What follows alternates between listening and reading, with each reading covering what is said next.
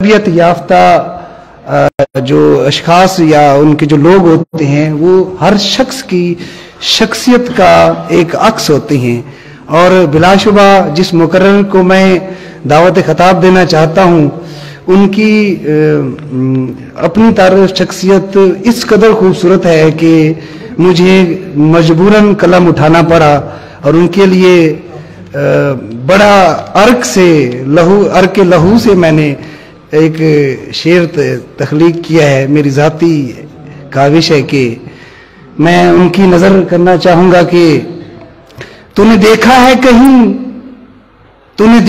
کہیں ایسا سرمایہ ہوا شخص، تو نے دیکھا ہے کہیں ایسا سرمایہ ہوا شخص، وادی ظرف کے عمیق سے نہایا ہوا شخص، بڑھے تو منزل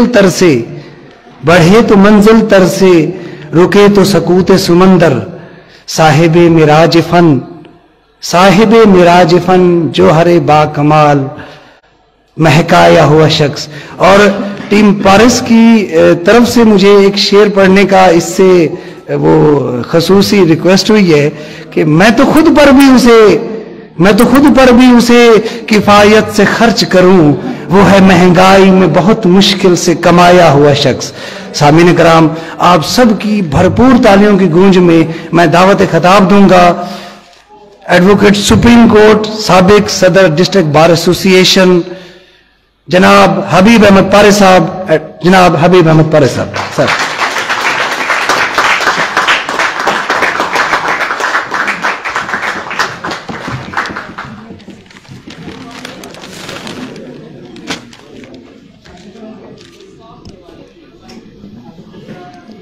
بسم اللہ الرحمن الرحیم۔ محترم قابل احترام جج صاحبان اور میرے نہایت عزیز کولیگز،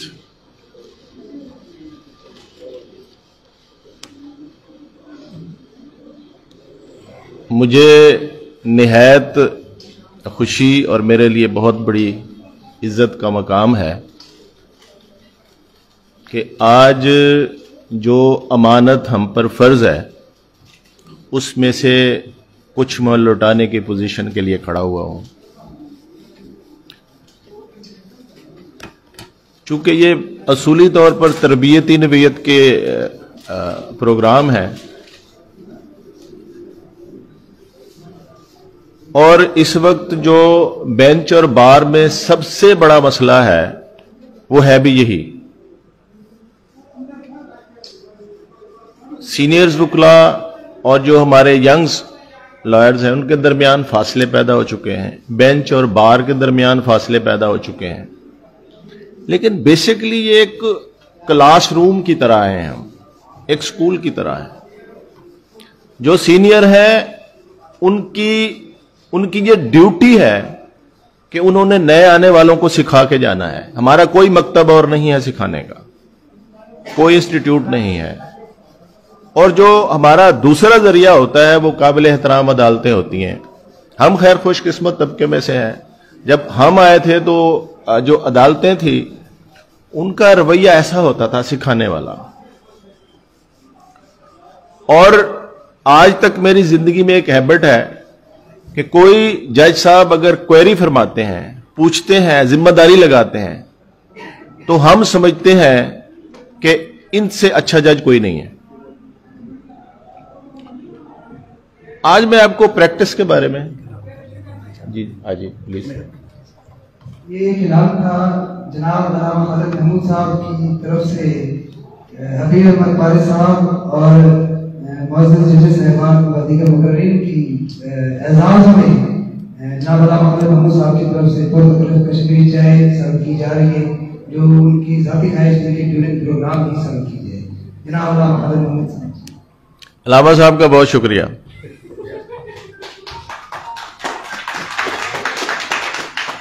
میں پریکٹس کی ایک کی کوڈ سے شروع کرتا ہوں بات۔ یاد رکھیے کوئی جج آپ کا دوست نہیں ہوتا، جج صرف قانون کا دوست ہوتا ہے، انصاف کا دوست ہوتا ہے، اور اس کو ہونا بھی ایسا چاہیے. اور کبھی کسی وکیل کو کسی جج صاحب سے کوئی توقع نہیں رکھ کے جانا چاہیے. آپ کو توقع رکھنی ہے اپنی محنت سے اور اپنی تیاری سے. عدالت میں جب آپ کھڑے ہوتے ہیں تو سب سے قیمتی چیز کیا ہوتی ہے؟ آپ کا کیس جتنا مرضی اچھا ہے وہ قیمتی نہیں ہے. جج صاحب کے لیے سب سے قیمتی چیز ہوتی ہے وقت، ٹائم. جو کورٹ کا ٹائم ہے وہ سب سے قیمتی ہے. جج صاحب کے لیے آپ کے حق میں یا آپ کے خلاف فیصلہ کرنا کوئی پرابلم نہیں ہے، کیونکہ وہ جس کو بھی دے رہے ہیں انصاف دے رہے ہیں، چاہے آپ کو دے رہے ہیں یا آپ کے خلاف دے رہے ہیں. تو وقت کو ذہن میں رکھ کے وکالت شروع کیجئے کہ جب آپ نے عدالت میں جانا ہے آپ کی تیاری اتنی اچھی ہو کہ آپ کورٹ کا کم سے کم ٹائم لے سکیں. بریف مکمل کیجئے. اگر آپ کی تیاری اچھی ہوگی، آپ کے نوٹس بنے ہوں گے، آپ کی فائل ویل پریپیئرڈ ہوگی اور آپ نے پڑھا ہوگا، تو آپ جتنا مختصر ٹائم ہوگا اس میں اپنی بات کو اچھے طریقے سے کہہ سکیں گے. اور ایک اچھے وکیل کی سب سے بڑی کامیابی یہی ہے. آپ جس بار میں ہیں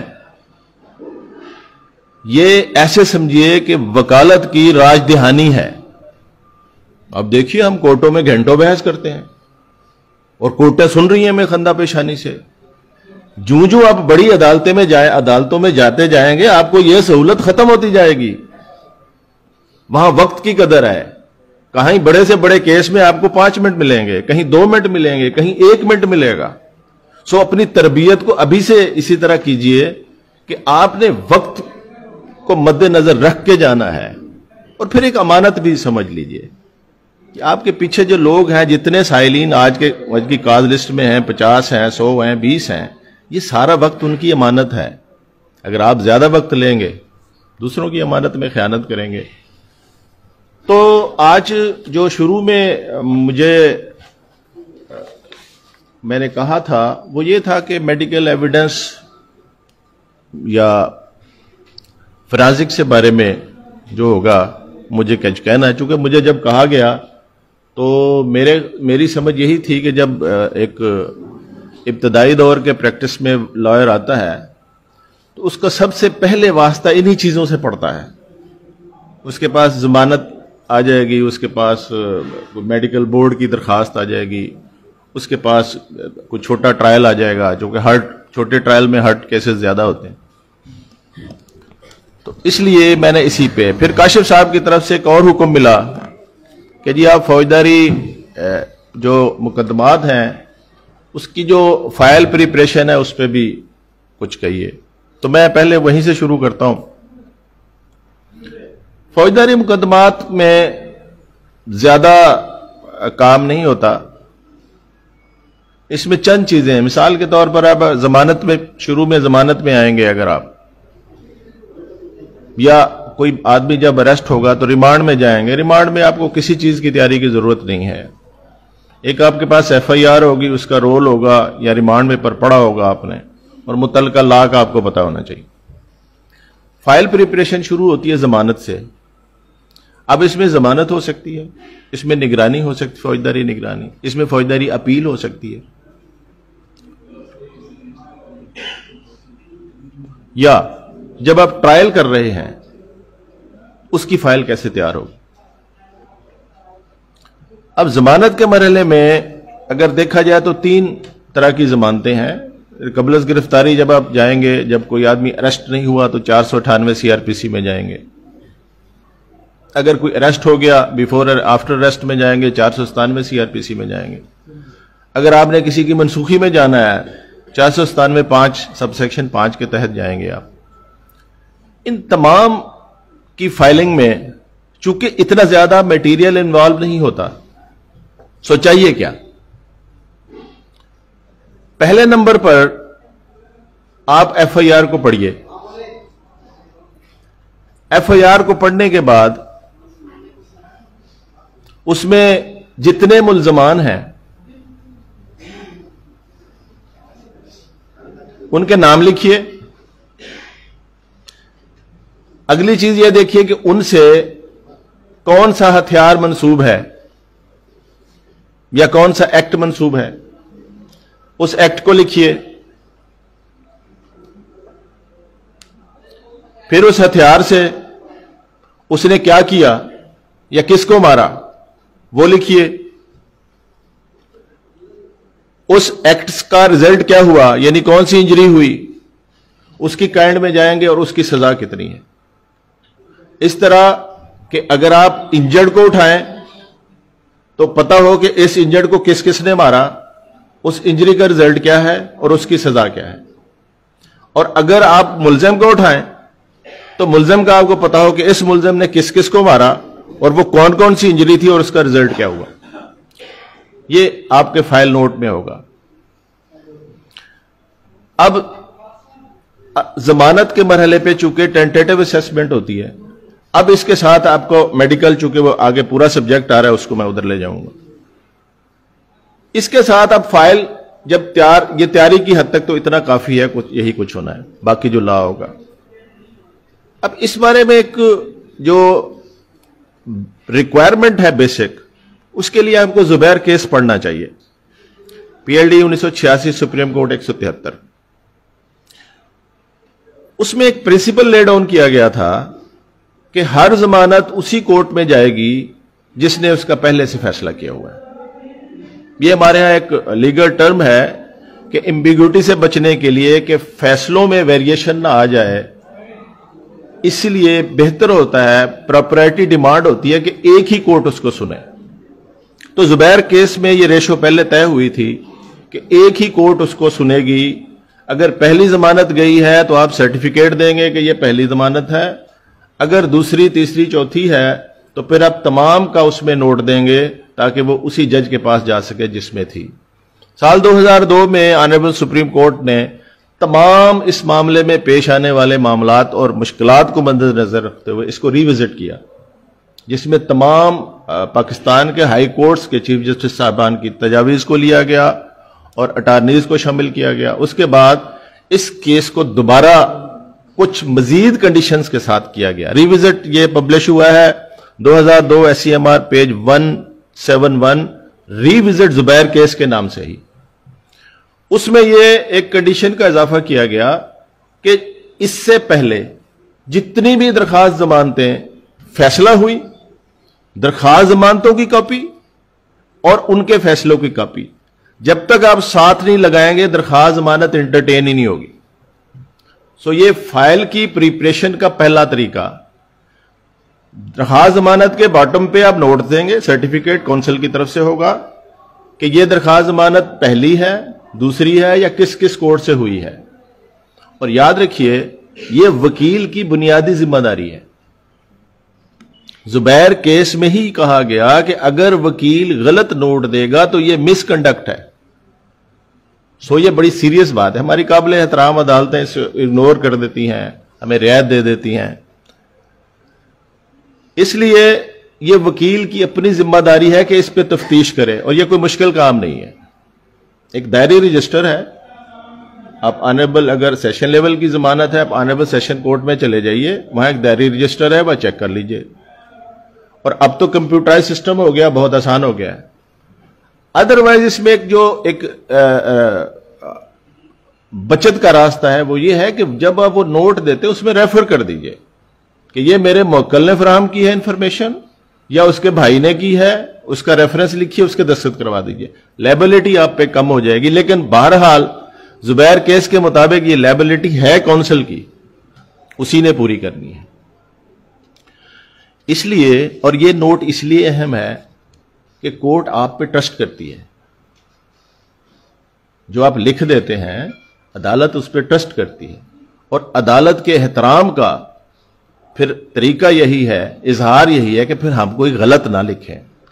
میں ایسا تک دعویٰ کرتا ہوں کہ اگر کوئی قابل احترام جج مجھے کہہ دے کہ جی اس کو تو بند کیجئے پارے صاحب، بتائیے اس کیس میں فیکٹ کیا ہے، اگرچہ وہ میرے کلائنٹ کے مفاد کے خلاف ہے، مجھے توقع ہے کہ جج صاحب مجھ سے نہیں پوچھیں گے، مگر میرے احترام کا یہ طریقہ ہوگا کہ میں بتا دوں گا اور کیس چھوڑ دوں گا۔ یعنی کہ میں سمجھتا ہوں کہ کورٹ کے سامنے ایک لائر کو جھوٹ نہیں بولنا چاہیے. اگر آپ اس درجہ کا احترام دے کر آگے چلیں گے عدالتوں سے تو ہی بات بنے گی، یاد رکھیے. اب ضمانت کے مرحلے پہ تو یہ ریکوائرمنٹ ہو گئی کہ آپ نے ایف آئی آر لگانی ہے، اگر اس کا کوئی متعلقہ میڈیکل ہے وہ اس کی فائل کرنی ہے، وکالت نامہ ہوگا آپ کا، اور پریویس بیل پٹیشنز جتنی ہیں وہ دیجیے گا. نوٹس کی شکل میں رول اس کا، اس سے جو اسلحہ اس سے منسوب ہے یا اس نے کس کو مارا، یعنی ایک ایک چیز. ابرپٹ یہی ہوتا ہے کہ کورٹ جو پوچھے آپ فوراً بتاتے جائیں گے، تو وہ جو میں نے پہلا فارمولہ بتایا کہ کورٹ کا ٹائم ضائع نہیں ہوگا، اور کورٹ اسی بات سے ہیپی ہوتی ہے. یاد رکھیے کورٹ کا، میں نے پہلے کہا کہ کورٹ کا کوئی دوست نہیں ہوتا. ایک دوست ہو سکتا ہے، وہ ہو سکتا ہے اچھا وکیل. جس دن آپ پہلے دن کورٹ میں جا کے ایڈریس کرتے ہیں وہ آپ کا تعارف ہوتا ہے، اس کے بعد وہ کورٹ آپ کو بھولتی نہیں ہے. تو اپنا تعارف یہ پیدا کیجئے، لڑنے والے وکیل پیدا نہ کیجئے، پڑھنے والے پیدا کیجئے. آپ دیکھ لیجئے جتنا رش ہوگا اچھے وکیل کی اتنی ضرورت ہے، جتنا رش ہے اتنے وکیل کی اتنی ڈیمانڈ ہے. آج بھی لاہور میں جا کے دیکھیں لوگ کروڑوں روپے فیس لیتے ہیں. اس لیے اگر رش کی طرف دیکھا جائے تو ایشیا کی سب سے بڑی بار ہے لاہور ہائی کورٹ، مگر وہاں وکیل کی قابلیت اور اہمیت کا یہ عالم ہے کہ لوگ پیچھے پیچھے ہیں، ٹائم نہیں دیتے. وہ اگر رش کا مطلب یہ ہوتا تو پھر تو وہاں یہی کچھ ہوتا کہ جی 1000 روپے کیس بک ہو رہا تھا، مگر ایسا کبھی نہیں ہوتا. جتنا رش ہوگا اچھے وکیل کی اپرچونٹی، اہمیت اتنی بڑھتی جائے گی. سو اپنے آپ کو اس صف میں شامل کیجئے. اور یہ خالی ہے، یہ سیٹیں ہمیشہ خالی ہوتی ہیں. اب آ جائیے کہ اگر آپ نے کوئی نگرانی دائر کرنی ہے یا اپیل دائر کرنی، نگرانی کا پروسیجر مختلف ہوتا ہے. نگرانی میں آپ نے جتنے ڈاکومنٹس ہیں ان کی ٹیسٹڈ کاپیز خود لگانی ہیں، جو مل سکتے ہیں وہ اپنے سارے ڈیٹیل میں لگانے ہیں. کیونکہ نگرانی جب آپ سیشن جج، آنریبل سیشن جج صاحب کے پاس دائر کریں گے یہ 439 ACRPC میں ہوگی، اور جب آنریبل ہائی کورٹ میں جائیں گے تو 439. پاور دونوں کی سیم ہے. تو نگرانی میں ریکارڈ طلب نہیں ہوتا، آپ نے دینا ہے. ہاں ایک ایڈیشن ہو سکتی ہے کہ آپ 439 یا 439 کے ساتھ ریڈ ود اگر 435 لکھ دیں گے تو 435 میں کورٹ کو یہ پاور ہے کہ وہ ریکارڈ طلب کر سکتی. تو بعض صورتوں میں ایسا ریکارڈ ہوتا ہے جس کی سرٹیفائڈ کاپی موجود نہیں ہو سکتی، نہیں مل سکتی. تو اگر یہ ریکویسٹ کی جائے اور کورٹ وہ منگوا لے تو آپ کو آسانی ہو سکتی. مگر نگرانی میں آپ کو تمام ریکارڈ اور جو امپیونڈ آرڈر ہے جس کے خلاف آپ جا رہے ہیں وہ اس کی سرٹیفائڈ نقلیں آپ کو لگانی پڑیں گی. باقی وہی پرنسپل کہ اس میں کیا فیکٹس ہیں، کیا ملزم ہے یا چیز کیا ہے، اگر آرڈر کون سا ہے جس کو چیلنج کیا ہے، رول، باقی سب کچھ ویسے کا ویسے ہوگا تیاری کے سلسلے میں.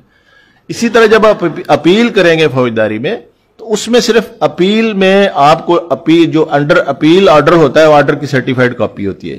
چونکہ ایپلیٹ کورٹ کو سیم پاور ہے ٹرائل کورٹ کی، اس نے ریکارڈ منگوانا ہی منگوانا ہے. سو اپیل بہت سادہ اس کی پیپرنگ ہوتی ہے، ریویژن میں زیادہ ہوتی ہے. اب کوشش یہ کیجئے کہ اگر وہ بالکل 1-2 پیپرز پر مشتمل نہیں ہے تو ابھی سے شروع کر دیجئے یہ سسٹم. جب بھی آپ فائل تیار کریں اس پہ اس کی پیجنگ کریں، اس پہ نیکسچر لگائیے تاکہ کورٹ کو پڑھنے میں بڑی آسانی ہوتی ہے. یاد رکھیے جب آپ کورٹ میں کھڑے ہو کے فائل کھول رہے ہیں اور آپ کو پیپر نہیں مل رہا یا آنریبل جج صاحب کو اتنا ٹائم لگ جائے تو پھر فارمولہ وہی، آپ نے کورٹ کا ٹائم ضائع کیا ہے، آپ نے اپنا نقصان کیا ہے. سو پیپرنگ کے ساتھ ابھی سے ہیبٹ بنا لیجئے، اس کے بغیر دائری کیجئے ہی نہ. جیسے آپ ہائی کورٹ میں کرتے ہیں، ہم کہتے ہیں کہ جب ہم آنریبل ہائی کورٹ میں جاتے ہیں ان جج صاحبان کو ہم اتنی سہولتیں دیتے ہیں تو یہاں سے کیوں نہیں؟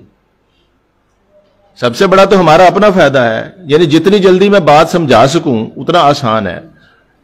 پھر دائری میں کوئی ایسا پیپر مت لگائیے جو مس پرنٹ ہے اور نہیں پڑھا جا رہا. اگر ہے تو اس کی بیٹر کاپی بنائیے، ذمہ داری سے بنائیے، اس میں ورڈ ٹو ورڈ کوئی فرق نہیں ہونا چاہیے، اپنے دستخط کر کے ساتھ لگائیے.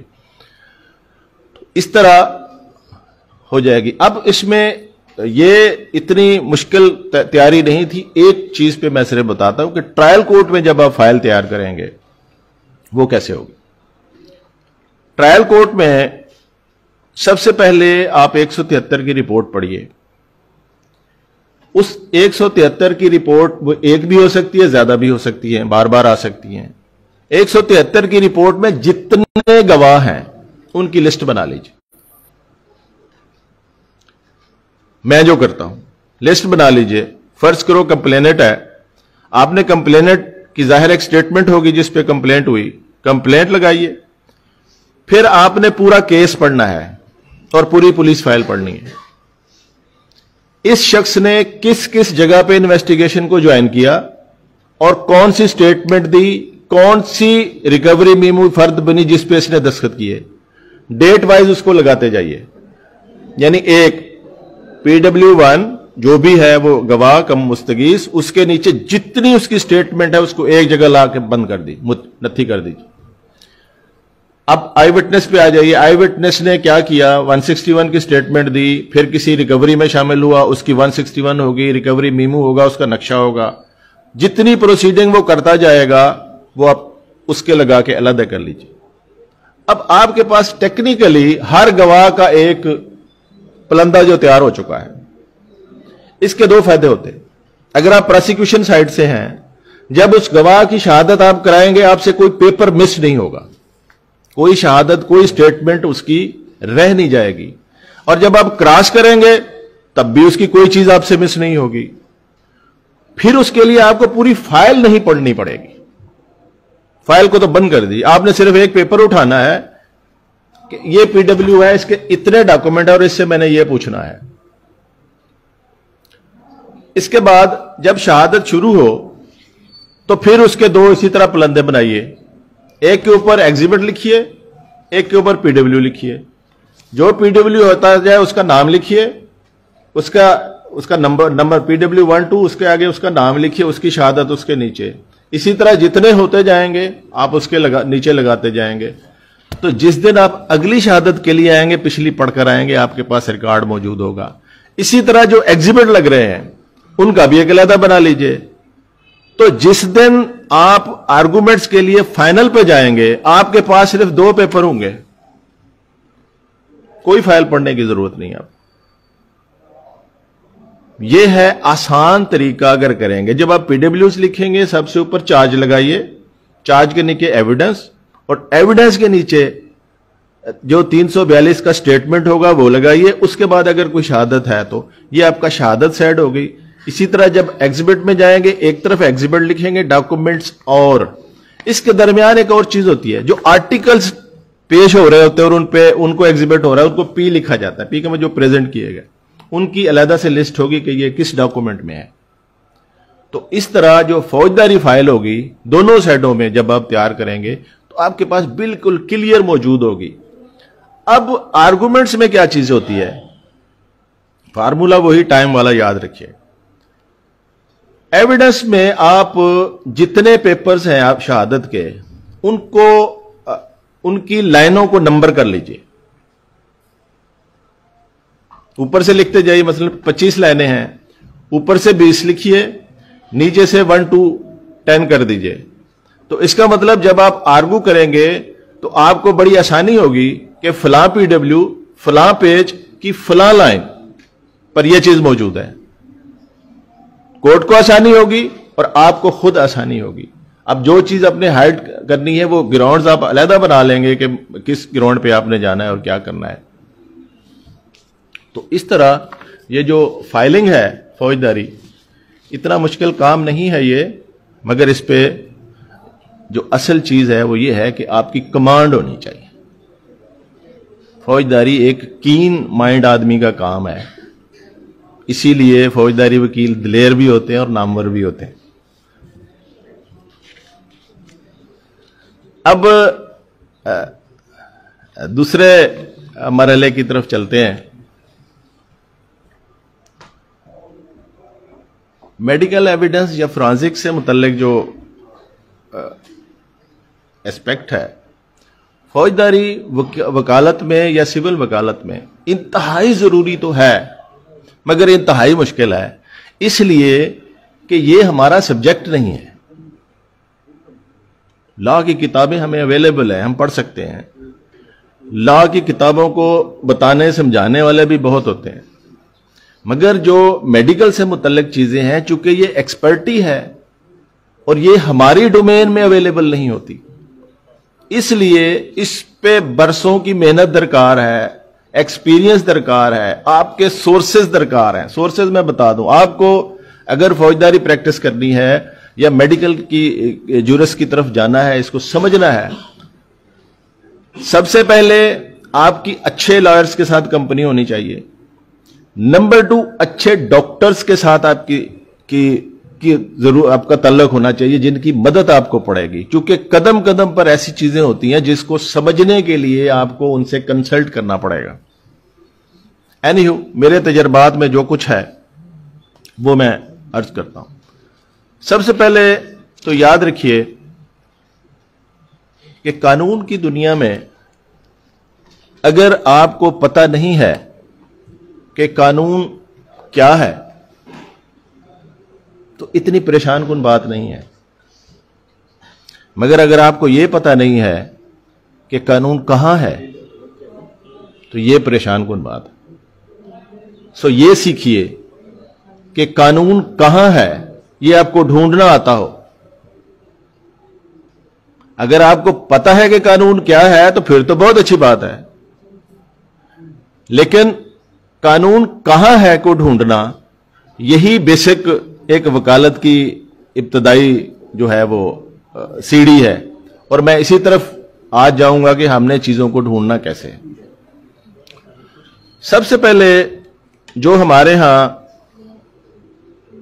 مروجہ فرانزک کی کتابیں ہیں وہ آپ کی لائبریری میں ہونی ضروری ہے۔ اس میں جو آج تک ریفر ہوتی ہیں ہمارے ہاں، اس میں ایک Taylor's principle and practice of medical jurisprudence, Taylor کی ایک میڈیکل جورس کی کتاب ہے، ویسے آج کل نایاب ہو چکی ہے لیکن اویلیبل ہے پاکستان میں۔ نمبر 2 پہ جو کتاب ہے وہ ہے Parikh's textbook of medical jurisprudence forensic medicine and toxicology, یہ بھی بڑی آسانی سے اویلیبل ہے اور یہ مروجہ ہے اور ریفر ہوتی ہے۔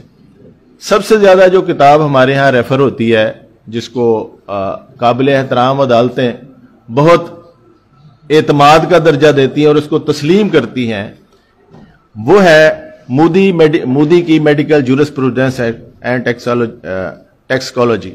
یہ 3 کتابیں جو ہے نا، اس کے علاوہ بھی ہیں، ویسے میں نے ایک کتاب پڑھی تھی بہت زبردست ہے، نائٹس کی جورسپروڈنس کی کتاب ہے، یہ 2 ڈاکٹر ہیں انگلینڈ کے جنہوں نے مل کے لکھی ہے، لیٹسٹ ہے بہت، یہ شیخ زید ہسپتال کی لائبریری میں موجود ہے لیکن یہ پرائیویٹلی اویلیبل نہیں۔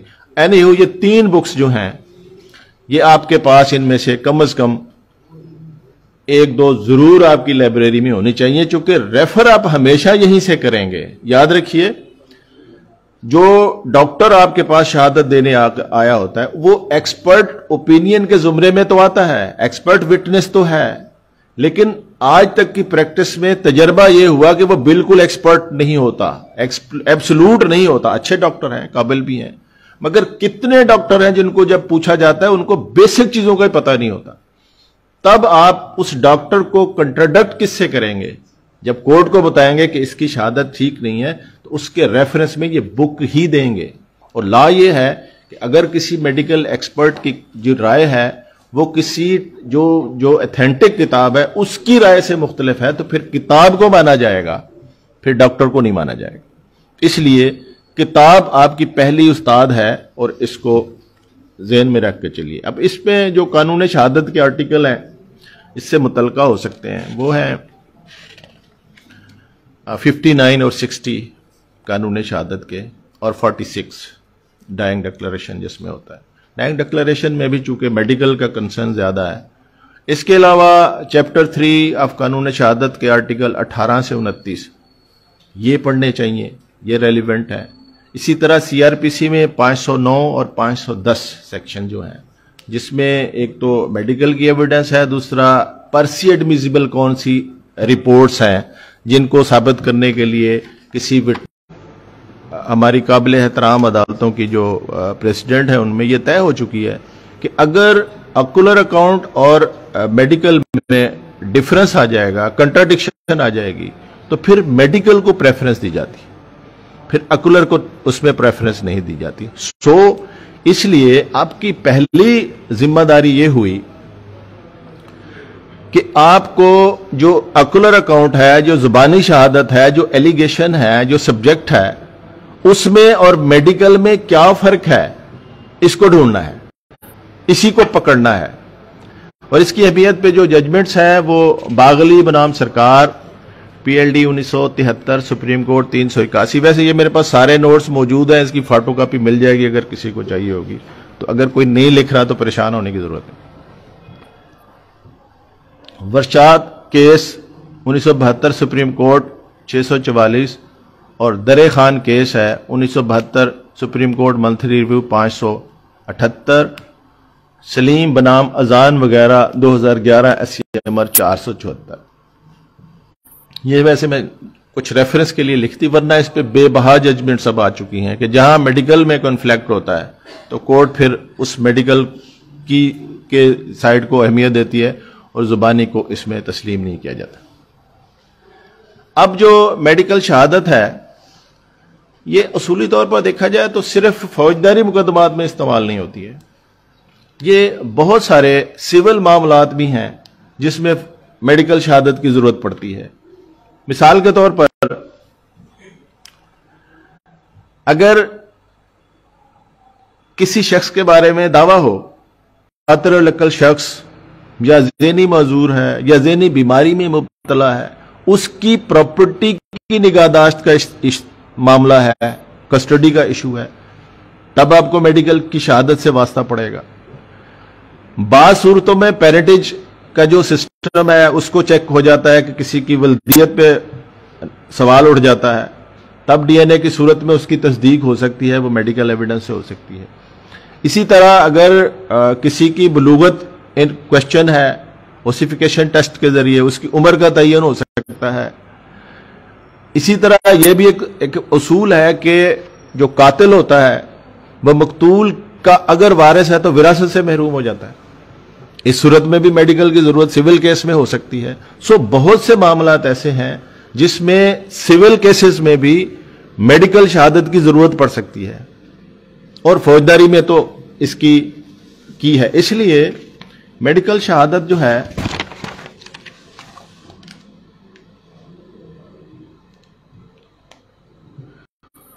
अब मैं आपको ये अर्ज करता हूं कि मेडिकल शहादत को समझने के लिए, चूंकि ये बॉडी वायलेंस से मुतल्लक होती है, बॉडी को समझना जरूरी है। वो निकाल लेंगे।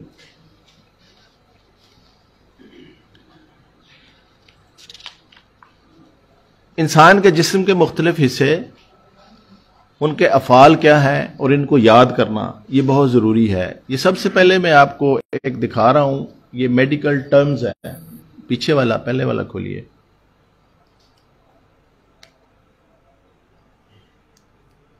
इसकी कॉपी हमारे पास मौजूद है। आप देखिए कि बोन लोकेशन डायग्राम है, खोलिए उसको। कौन सी हड्डी जो है वो कहां पे है, ये आपको याद करना पड़ेगा, क्योंकि डॉक्टर साहब सिर्फ उसका नाम लिखेगा और ये आपको किसी लॉ के उसमें नहीं मिलेगी, ये आपको ऐसे ही याद करनी पड़ेगी। नंबर 3 पे main bones and muscle diagram है।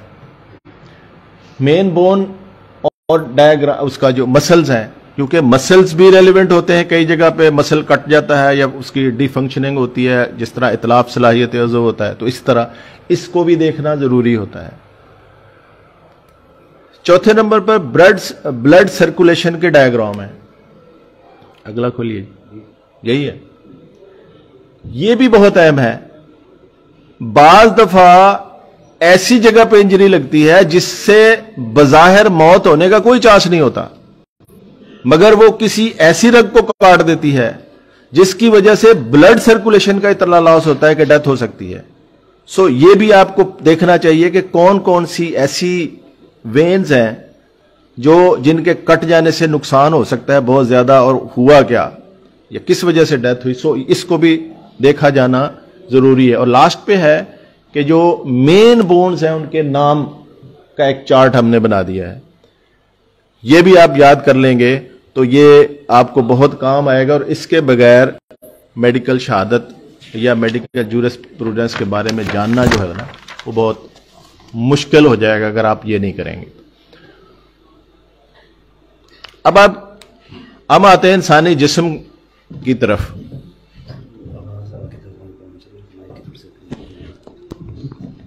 اب ہم انسانی جسم کی طرف آتے ہیں. اگر دیکھیے تو انسان کا جسم ایک کتاب کی طرح ہے. ایک بیرونی اس کی جلد ہے, اور اتفاق سے جو انسان کی سکن ہے اس کو بھی جلدی کہا جاتا ہے. سکن ہے, سکن کے اندر ایک باریک سا غلاف ہے جس نے آرگنز کو قابو کیا ہوا ہے یا ڈھکا ہوا ہے, جس کو باڈی کیویٹی کہتے ہیں. اس باڈی کیویٹی کے اندر پھر آپ کا گوشت ہے اور انتہائی وائٹل آرگنز ہیں.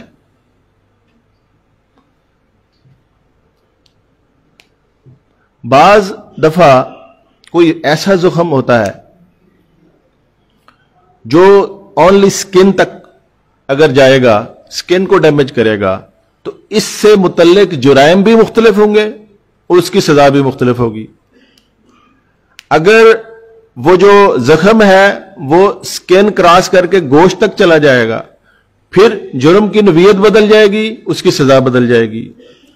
اگر کوئی زخم باڈی کیویٹی تک چلا جائے گا, باڈی کیویٹی کو کراس کر جائے گا, اس کی اور سنگین صورتحال پیدا ہو جائے گی. مثال کے طور پر ایک آپ کی پی پی سی میں جرم ہے 337D. جب کوئی انجری باڈی کیویٹی کو کراس کر جاتی ہے اور اس کی 10 سال سزا ہے.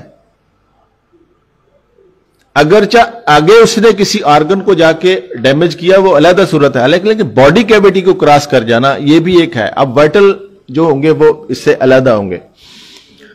اب اگر کوئی زخم باڈی کے آر پار بھی ہو جائے مگر وہ کسی آرگن کو ڈیمیج نہیں کرتا, دین اس کی نوعیت اتنی خطرناک نہیں ہوتی ہے. مگر اگر کوئی زخم ایسا ہو جس کی وجہ سے کوئی ہڈی کو نقصان ہو جائے, فریکچر ہو جائے, چاہے اس سے انجری آئے یا نہ آئے, تو یہ ایک سیویئر انجری سمجھی جاتی ہے جب کسی کی ہڈی ٹوٹ جاتی ہے. اب اگر ہڈی ٹوٹ کر اپنی جگہ چھوڑ دے, جس کو ڈسلوکیشن کہتے ہیں, یہ اور سیریس جرم ہو جاتا ہے اور اس کی سزا اور طرح سے. اب اگر کسی وائلنس سے اگر آپ کے جسم کا کوئی آرگن ضائع ہو جاتا ہے, تلف ہو جاتا ہے, تلف اتلاف, یہی تلف اسی ٹرم کو استعمال کیا گیا پی پی سی میں بھی, اس کی سزا اور ہے. اور اگر اس کی فنکشننگ متاثر ہو جائے تو اس کی اور سزا ہے. دونوں میں اگر اس کی مکمل تلف ہو جائے گا یہ 334 پی پی سی میں چلا جائے گا, اس کی بھی 10 سال سزا ہے. اور اگر اس کی جو صلاحیت ہے وہ ختم ہو جائے گی تو یہ 336 پی پی سی میں چلا جائے گا, اس کی بھی 10 سال سزا ہے. ریسنٹ آنریبل سپریم کورٹ نے ایک کیس میں, یہ ہمارے یہاں ایک کنسیپٹ تھا کہ اتلاف صلاحیت عضو کا مطلب ہوتا ہے کمپلیٹ اس کی ڈسٹرکشن. اب رپورٹ آ جاتی ہے کہ پارٹلی ہو گئی, کسی کی آئی سائٹ 20% ڈیمیج ہو گئی, 60% ڈیمیج ہو گئی. آنریبل سپریم کورٹ نے کہا کہ فلی اٹریکٹ ہوگا یہ سیکشن. کیوں؟ کہ وہ جو 20% ضائع ہو گئی وہ تو کمپلیٹلی ہو گئی نا. کمپلیٹلی کا مطلب یہ نہیں تھا کہ ساری کی ساری جتنی ضائع ہوئی ہے وہ تو پرماننٹلی ہوگی ضائع ہو کمپلیٹلی. سو اس صورت میں بھی چاہے وہ 10% ہے, 20% ہے, 40% ہے, تب بھی 336 کا اطلاق اسی طور پر ہوگا. اب آ جائیے کہ یہ اگرچہ اس میں تو نہیں ہے لیکن ریلیونٹ بہت ہے. آپ کو دیکھنا ہے کہ یہ جو ضربات ہیں، ان ضربات کا جو ہے ان کے اسلامی نام کیا ہے اور ان کی سزاؤں کے بارے میں اس کو کیا طے کیا گیا ہے. اس میں آپ کو پڑھنا پڑے گا چیپٹر 16 آف دی پی پی سی، جس میں دفعات 299 سے شروع 299 سے لے کر 338H ہے غالباً یہاں تک، جس میں قصاص اینڈ دیت آرڈیننس کے تحت جو ہرٹ کیسز تھے ان تمام کو اس چیپٹر میں لا کر ان کو علیحدہ علیحدہ کیٹیگریز میں تقسیم کر کے مینشن کر دیا گیا ہے. تمام انسانی جسم سے جو ضربات لگیں گی وہ اس میں فال کریں گی، اس میں ان کے نام دیے گئے ہیں، اس میں اس کی سزائیں دی گئی. تو میڈیکل جورس کو سمجھنے کے لیے ان کو بھی پڑھنا اتنا ہی ضروری اور اتنا اہم ہے.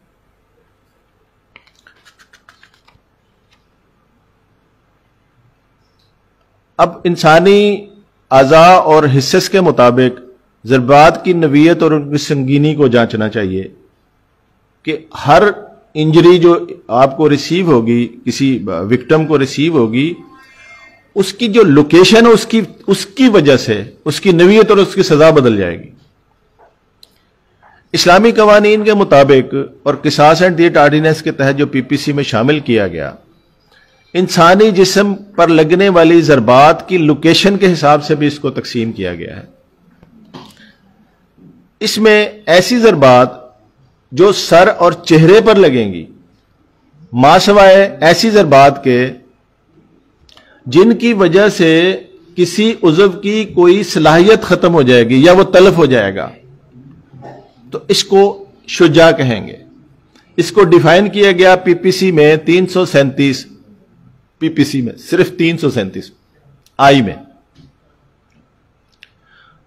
اب اگر سر پہ لگنے والی ہر ضرب شجاع ہوگی، اسی لیے انہوں نے ایکسیپشن دے دی کہ اگر مارا آنکھ پہ اور آنکھ کی صلاحیت ضائع ہو گئی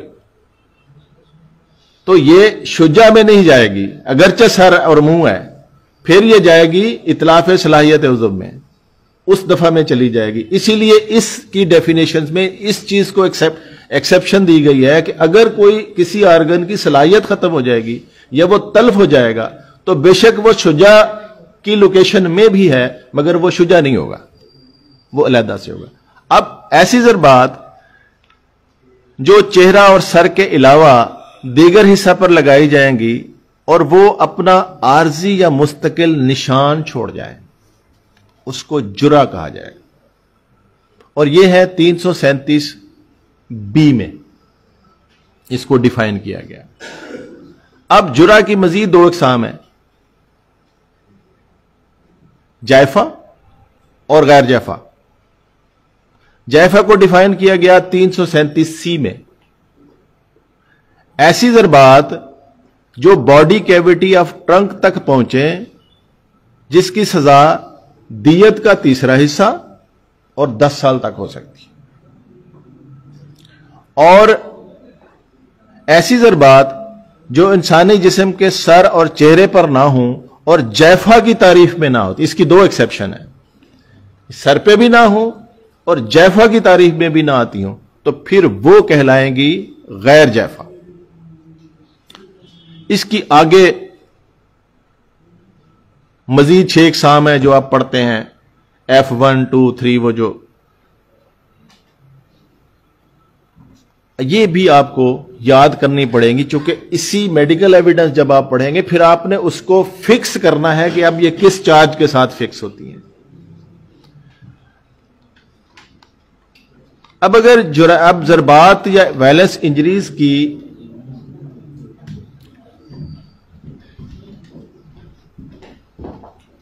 سنگینی کے حوالے سے آپ اگر جانیں گے تو ان کو 3 حصوں میں تقسیم کیا جا سکتا ہے. Number 1 simple injuries, number 2 grievous injuries, اور نمبر 3 ڈینجرس انجریز.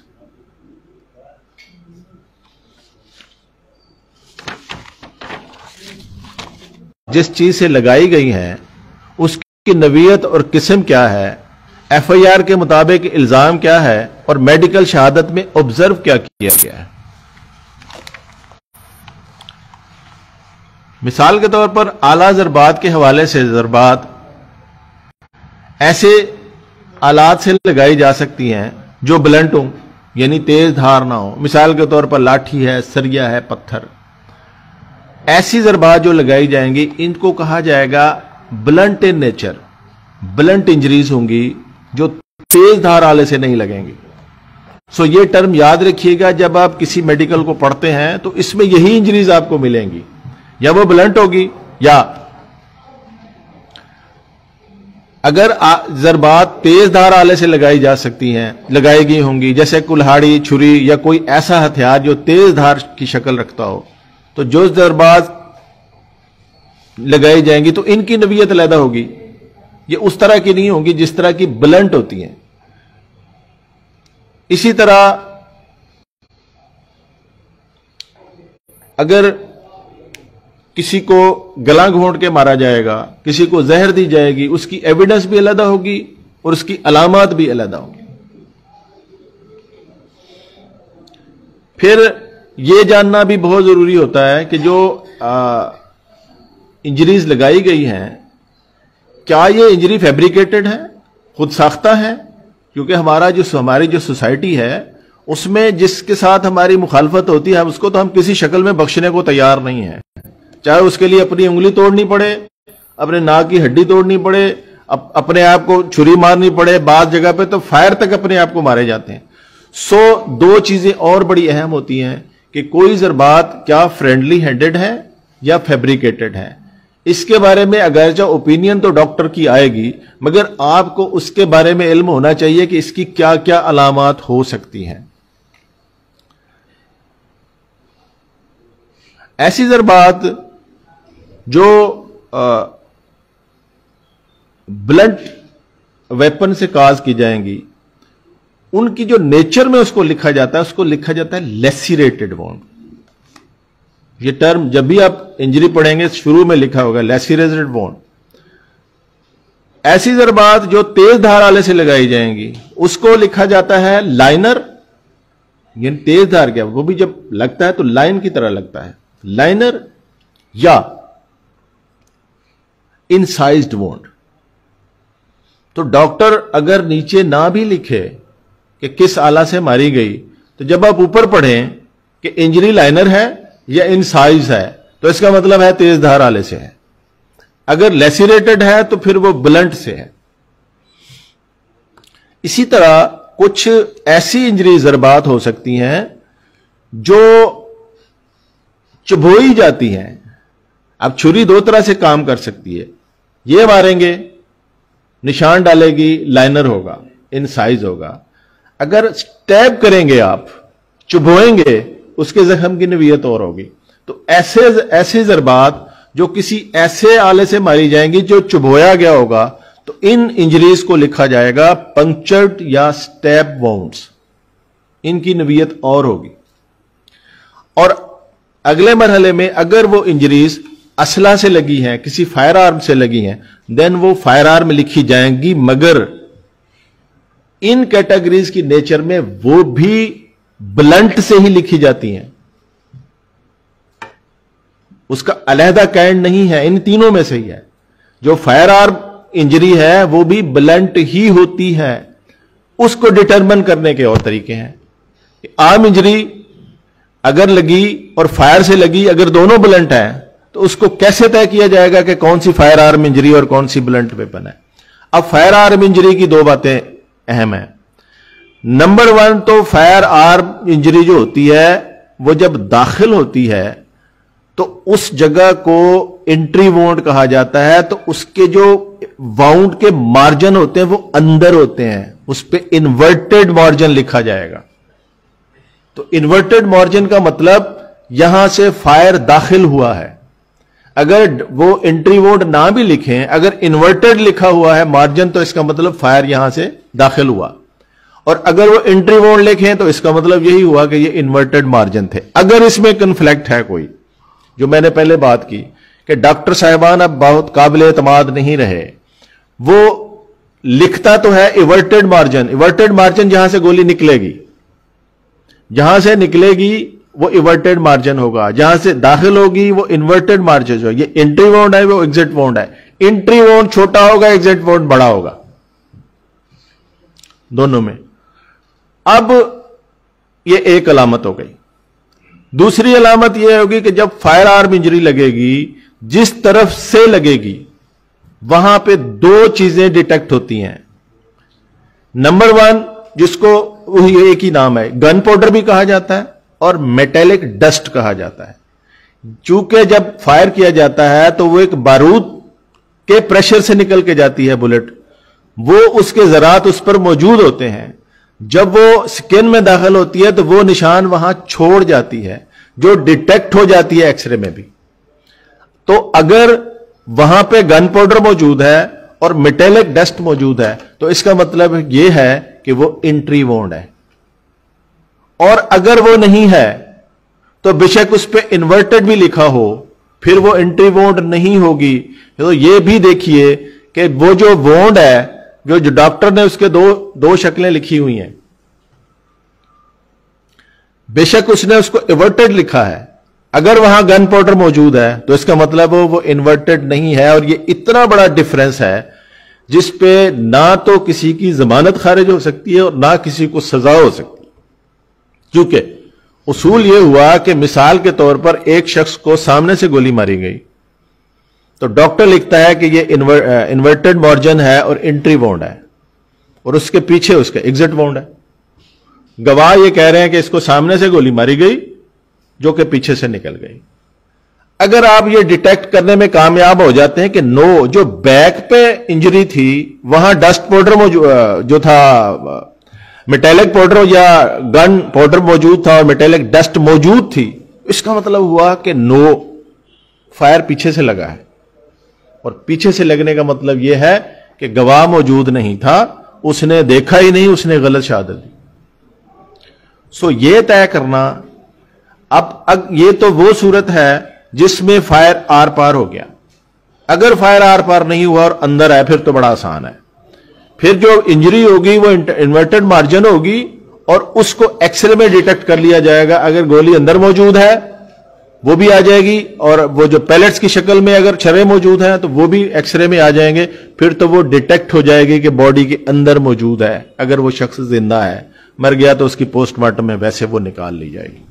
تو اس لیے یہ ویپن آف اوفینس کی نوعیت کے حساب سے میں نے ان انجریز کو بتایا کہ کن کن شکلوں میں یہ ہو سکتی ہیں.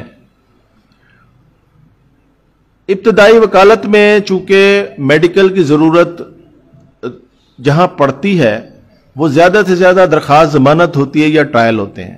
اگرچہ بہت بڑا سبجیکٹ ہے, اگر ہم پوسٹ مارٹم کو کھولیں گے تو وہ آج کسی صورت میں بھی نہیں ہوگا. لہٰذا میں اس آج کے سبجیکٹ کو وہ ایف آئی آر اور ایم ایل سی کے پڑھنے تک محدود رکھتا ہوں. ایم ایل سی پڑھنے میں جتنی باتیں میں نے بتا دی ہیں تقریباً اتنی ہی ہوتی ہیں.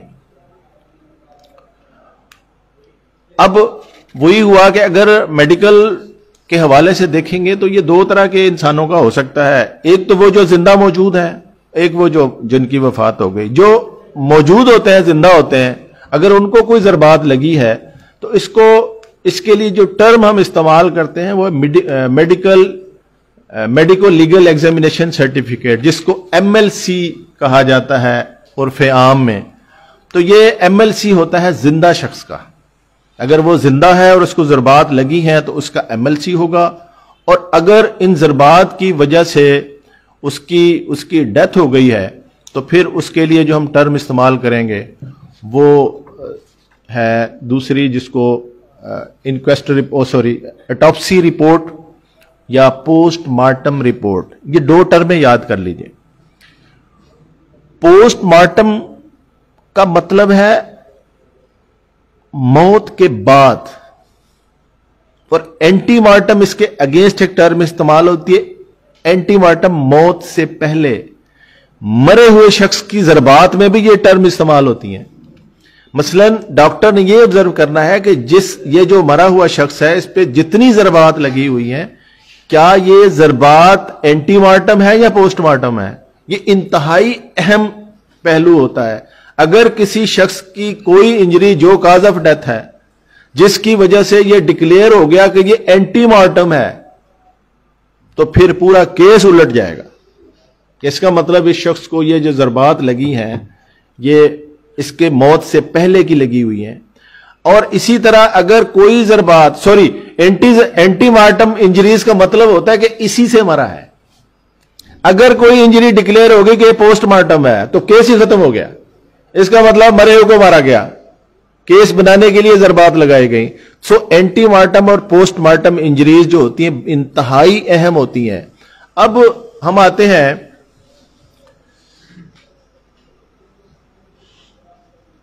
نقشہ مضروبی جو زندہ شخص کا میڈیکل ہے، اس کی ابتدا ہوتی ہے انجری سٹیٹمنٹ سے، جس کو کہا جاتا ہے نقشہ مضروبی. یہ اتنا عام لفظ ہے اور اتنا استعمال میں ہے کہ ہر لا کے اسٹوڈنٹ کو بھی اس کا پتا ہے، ایون عام لوگوں کو بھی پتا ہے،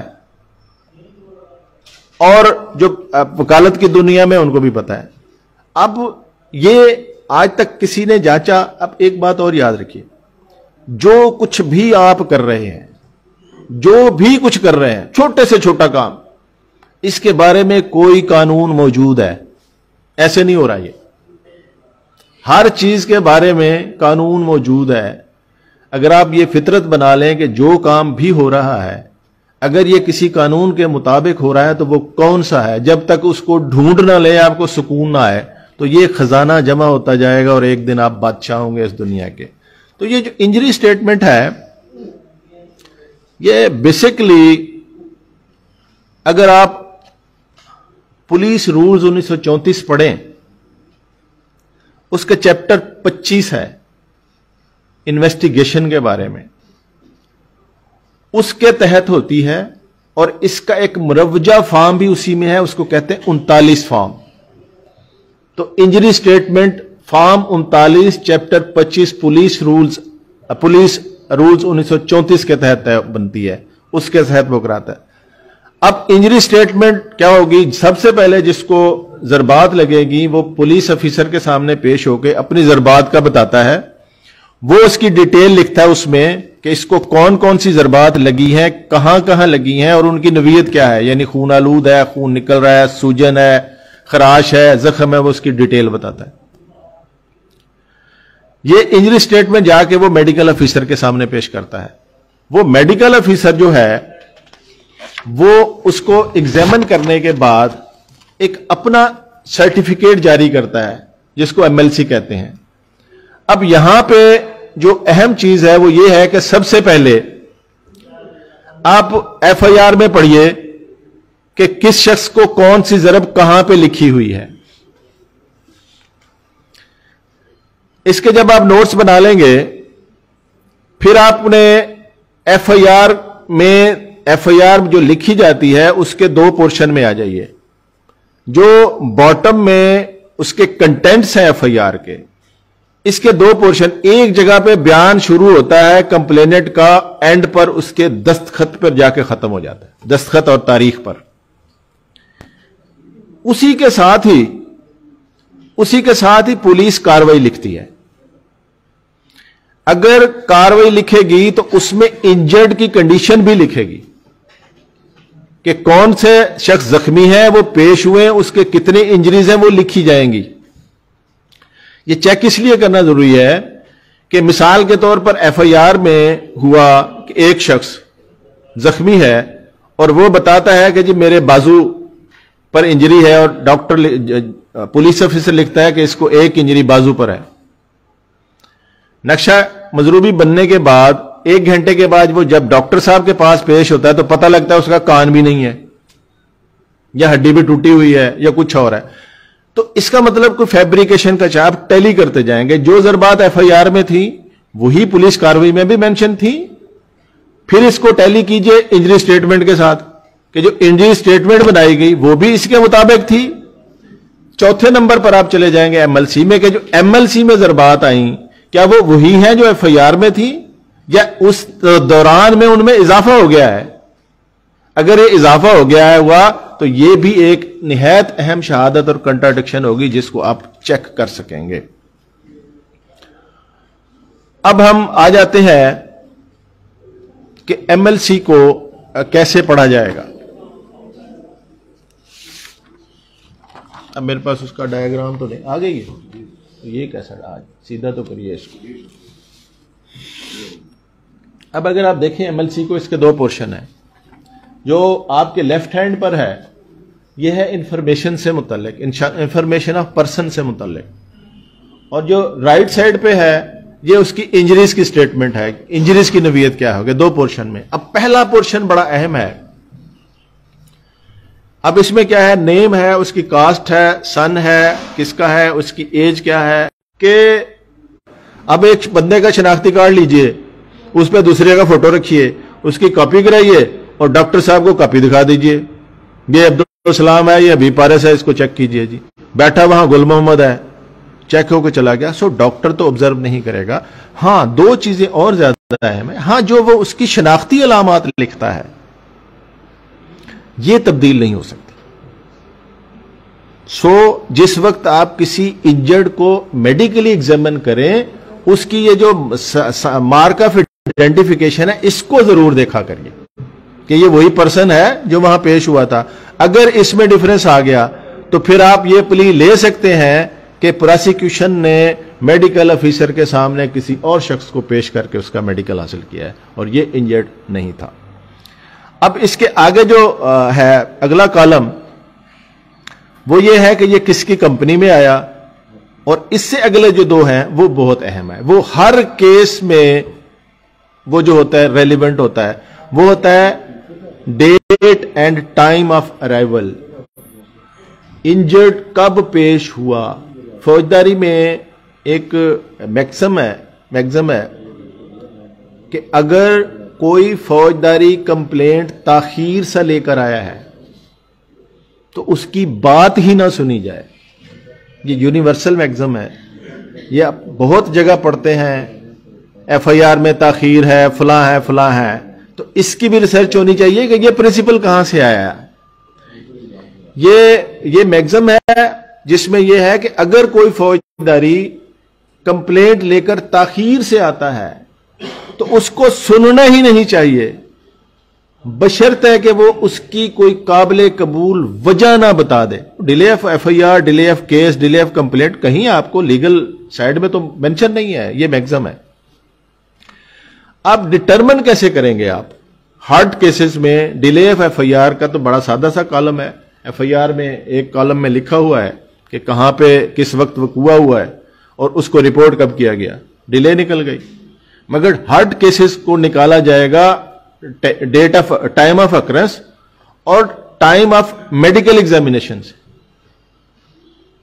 چونکہ کمپلینٹ کا کام کمپلینٹ کر دی، انجرڈ پیش کر دیا، میڈیکل کروا دیا، اب اس کی رپورٹ کے بعد پرچہ ہونا اور وہ پولیس نے دینا ہے. اس نے کمپلینٹ کر دی ٹائملی. سو اس لیے اگر انجرڈ کیسز ہیں اور اس میں یہاں پہ اس کی میڈیکل ایگزامینیشن دیر سے ہوئی ہے تو اس کو کہا جائے گا کہ یہ ڈیلے کی کمپلینٹ سائٹ نے رپورٹ لانچ کرنے میں. سو یہ اہم پہلو ہے. اس کے نیچے باقی فارمیلٹی ہے اور لاسٹ میں ایک کنسنٹ ہوتی ہے. کنسنٹ بہت ضروری ہے انجرڈ کی. کنسنٹ کے بغیر اس کا میڈیکل نہیں ہو سکتا ہے.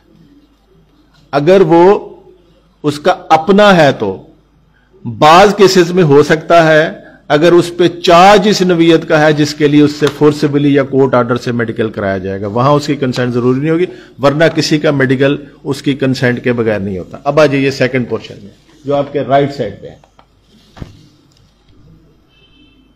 رائٹ سائڈ میں عام طور پر اس بات کو اتنی اہمیت نہیں جاتی، لیکن میرے ویو میں اس کی سب سے بڑی اہمیت ہے. وہ ہے ہسٹری. بریف ہسٹری جو ہے نا یہ بہت ریلیونٹ ہے. یہ کیوں ریلیونٹ ہے؟ اس لیے کہ جو کمپلینٹ ہوتا ہے بعض دفعہ وہ کمپلینٹ کسی کی سازش کے ساتھ کرتا ہے، کسی سے مشورے کے ساتھ کرتا ہے، جھوٹ لکھوا دیتا ہے، لیکن وہ اس کے جو انجرڈ ہوتے ہیں وہ جب ڈاکٹر کے پاس پہنچتے ہیں وہ ابھی اس طور پر اس کہانی میں ایڈجسٹ نہیں ہوتے. مثال کے طور پر ایک شخص کی لڑائی ہوگی گلی میں یا ایکسیڈنٹ ہو گیا, وہ گر گیا, اس نے منصوبہ بنا لیا میں نے اپنے دشمن پہ پرچہ دے دینا ہے لڑائی کا. جب وہ ڈاکٹر کے پاس گیا, اس نے ہسٹری میں بتا دیا کہ میں تو سڑک سے گرا ہوں. تو ہسٹری میں اسی طرح اگر کسی کے ساتھ زیادتی ہوئی ہے, وہ بتا دیتا ہے کہ جی ایک آدمی نے زیادتی کی یا دو نے کی. تو یہ جو ہسٹری ہے یہ وہ ہوتی ہے جو ڈاکٹر کے سامنے بتائی جاتی ہے, اور یہ آلموسٹ میں نے دیکھا کہ کنٹراڈکٹ کرتی ہے اس کہانی استغاثہ سے جو بتائی گئی ہوتی ہے. سو ہسٹری کو کیئرفلی پڑھیے کہ ڈاکٹر کے سامنے انہوں نے کیا کہا. اور اس لیے بھی ضروری ہے ایک اور بات بھی یاد رکھیے, اگر اس ہسٹری میں کوئی شخص نے کوئی سٹیٹمنٹ دے دی اور بعد میں اسی انجری کی وجہ سے اس کی ڈیتھ ہو گئی, یہی سٹیٹمنٹ اس کی ڈائنگ ڈکلیریشن بن جائے گی. ڈائنگ ڈکلیریشن میں بہت سارے پرنسپل جہاں پہ ہیں, وہاں ایک پرنسپل یاد کریے. ڈائنگ ڈکلیریشن کا مطلب یہ نہیں کہ ڈیتھ بیڈ پہ جو سٹیٹمنٹ دے گا. ڈیفائن یہ ہے کہ اس انجری کی تکلیف میں ہو جو اس کی موت کی وجہ بن جائے, وہ جتنا عرصہ رہے اس دوران اس کی جو سٹیٹمنٹ ہے وہ ڈائنگ ڈکلیریشن ہے. مثال کے طور پر کسی کو آج گولی لگی, وہ 2 مہینے زیر علاج رہا, 2 مہینے بعد مر گیا. اب جس دن اس کو لگی تھی وہ ڈیتھ بیڈ پہ تو نہیں تھا, یا پہلے ایک معمولی سا زخم لگا, اس کو بگڑتا گیا اس کی ڈیتھ ہو گئی. تو یہی پرنسپل ہوگا کہ جس وقت سٹیٹمنٹ دی اس انجری کی پین کی کنڈیشن میں موجود تھا جو ڈیتھ کا سبب بنی. سو ہسٹری میں اگر وہ کوئی ایسی بات کہہ گیا کہ مجھے اے نے مارا اور اس کے مرنے کے بعد وارثوں نے بی پہ پرچہ دے دیا, تو یہ ہسٹری بہت کام آئے گی آپ کے. یہ ہسٹری بہت اہم چیز ہے. اب ہسٹری کے بعد ایگزامینیشن آف کلوتھ, یہ بھی بہت اہم ہے. اگر ایسی انجری ہو جو ایسی جگہ پہ لگی ہو جہاں پہ کامنلی انسان کے جسم پر کپڑے ہوتے ہیں, پیٹ پہ, ٹانگوں پہ, سینے پہ, بازو پہ, تو اس کا مطلب یہ ہوگا کہ ویپن کا سائن ہونا چاہیے کپڑوں پر. خنجر ہے تو اس میں سوراخ ہوگا, فائر لگے گا تو اس کا سوراخ ہوگا, جلا ہوا ہوگا, کچھ بھی ہوگا. سو یہ جو کلوتھس ہیں یہ بھی بہت اہم ہے کہ جو کہانی بتا رہا ہے وہ کاربوریٹ اس سے ہو رہی ہے کہ نہیں ہو رہی. اب اس سے اگلا ایک پورشن ہے general physical examination and symptoms.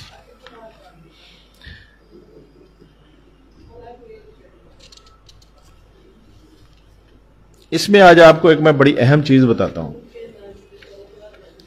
اس کو عام طور پر اس کو بھی اہمیت نہیں دی جاتی. انسان کے جو سینسز ہیں نا, آرگن جو ورکنگ کر رہے ہیں, اس کو لیگل ٹرم میں ایک نام دیا جاتا ہے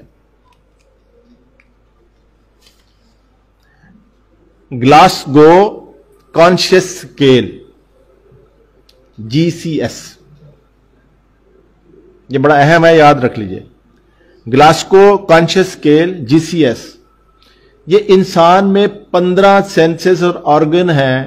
جب یہ درست کام کر رہے ہوتے ہیں اس کو ڈاکٹر لکھتے ہیں 15/15. GCS 15/15 لکھا ہوگا. GCS 15/15 کا مطلب ہے اس کے تمام سینسز ٹھیک کام کر رہے ہیں, اور ویل لکھا نہیں ہوتا well oriented in time and space, اس کا مطلب بھی 15/15 ہے. اور 15/15 ہو تو اس کا مطلب بھی یہی ہے, well oriented in time and space. And جو اس کا گلاسگو کانشیس اسکیل ہے وہ 15/15 ہے. اب اگر کسی کو انجری لگے گی, سیویئر ہوگی, اس کا بلڈ نکلے گا, تو اس کا لازمی طور پر سینسز کی فنکشننگ پہ فرق پڑے گا. مثال کے طور پر ڈاکٹر لکھتا ہے 10/15, اس کا مطلب 5 سینسز کا لوز ہوا, بندے کی کنڈیشن اچھی نہیں ہے. 7/15, 2/15, جتنا سیویئر ہوتا جائے گا اتنا ہوگا. اب اس کو آنریبل سپریم کورٹ نے انتہائی قریبی ججمنٹ میں استعمال کیا ہے, اور جس جگہ استعمال کیا ہے وہاں سے آپ اس کی اہمیت کو سمجھ لیں گے. یہ ابھی ایک ججمنٹ آئی ہے احتشام علی چیمہ بنام سرکار وغیرہ 2022 SCMR 624 پر. کیس کیا تھا؟ کیس یہ تھا ایک شخص کو فائر لگے وائٹل آرگنز پر, پیٹ میں فائر ہے اس کے, 337D بھی لگا ہوا ہے, 324 ہے, 337D بھی لگا ہوا ہے. FIR दर्ज हुई 24 घंटे के बाद। जब वो शख्स मेडिकल ऑफिसर के सामने पहुंचा, उसके सेंसेस 15/15 थे, 15/15 थे। ऑनरेबल सुप्रीम कोर्ट ने बेल बिफोर अरेस्ट में होल्ड फरमाया। अब कितना एक्स्ट्रा ऑर्डिनरी रिलीफ है, हार्ट केसेस में मिलता ही नहीं है। उन्होंने कहा कि कैसे पॉसिबल है, वाइटल पार्ट की इंजरी है, खून इसका बह रहा है, 24 घंटे के बाद इसको रिपोर्ट कर रहे हैं, और इसके GCS जो है 15/15 है। सो ये इंजरी मशकूक है, बेल बिफोर अरेस्ट कंफर्म कर दी उन्होंने। सो ये इंतहाई अहम कॉलम है कि कोई शख्स जब पेश होता है उसकी फिजिकल कंडीशन क्या है, इसकी अहमियत मैंने आपको बता दी। अब आगे आइए जी, डिस्क्रिप्शन ऑफ इंजरीज पर आ जाइए। डिस्क्रिप्शन ऑफ इंजरीज में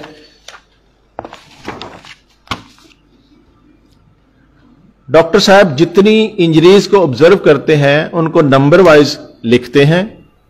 नंबर 1 क्या लिखेंगे, पहला शुरू करेंगे इंजरी, उसकी नेचर लिखेंगे, इंसाइज्ड है, लाइनर है, स्टेप है,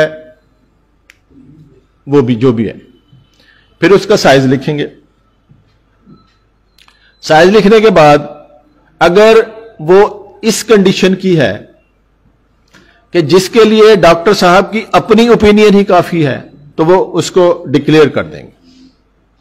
अगर उसके लिए उनको किसी एक्सपर्ट की ओपिनियन चाहिए तो फिर वो सजेस्ट कर देंगे इसी कॉलम में कि ये एक्सरे के लिए किया जा रहा है, ये स्पेशलिस्ट को किया जा रहा है, ये आई सर्जन को रेफर किया जा रहा है, ये डेंटल सर्जन को रेफर किया जा रहा है, या इसका अल्ट्रासाउंड होगा या सीटी स्कैन, जो भी डिटरमिन कर देंगे। अगर वो सजेस्ट कर देंगे किसी स्पेशलिस्ट के लिए, तो मतलब ये हो गया कि अभी ये ओपिनियन का आधा हिस्सा है। जब तक उस स्पेशलिस्ट की ओपिनियन नहीं आ जाएगी, ये ओपिनियन कंप्लीट नहीं हो सकती, बल्कि ये ओपिनियन ही नहीं है, उसी की ओपिनियन से रिलेट करेगी।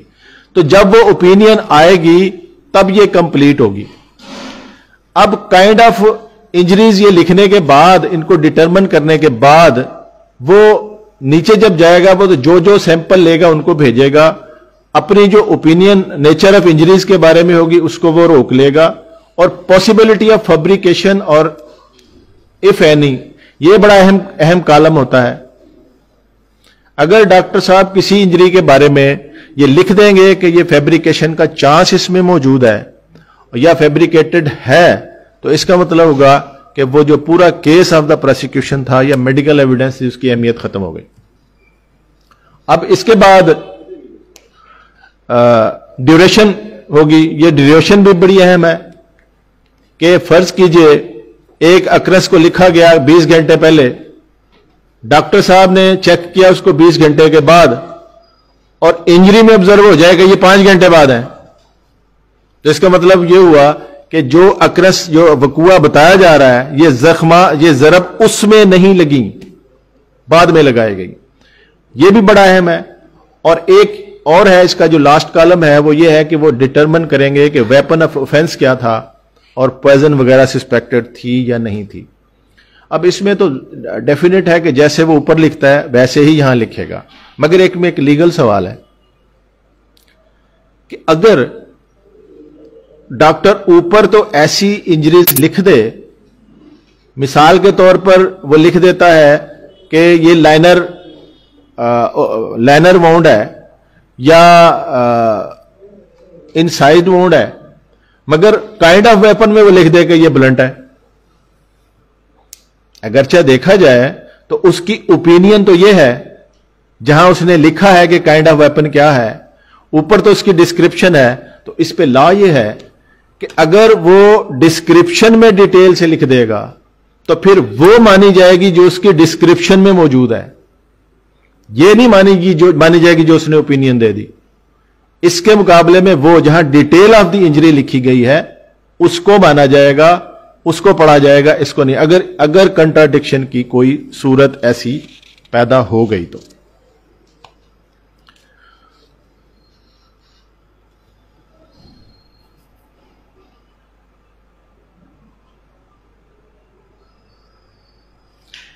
अब एक और صورت ہے کہ جو ایج آف انجریز ہے جو ڈاکٹر ٹائم بتا دیتا ہے،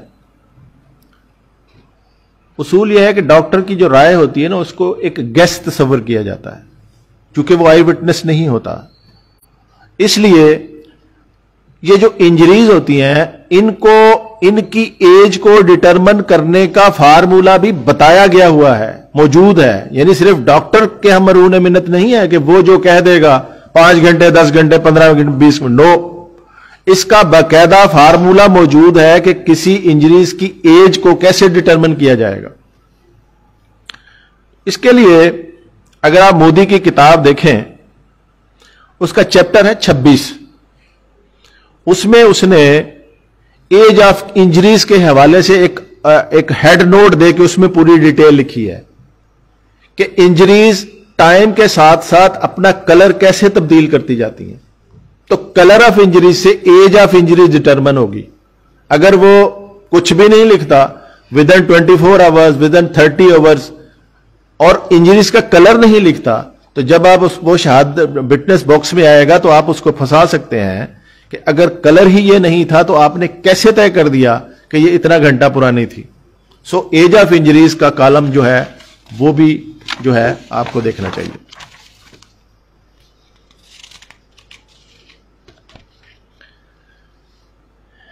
ایک اور اسپیکٹ ہے جو عام طور پر مس لیڈ ہوتے ہیں، ایون جج صاحبان بھی ہوتے ہیں،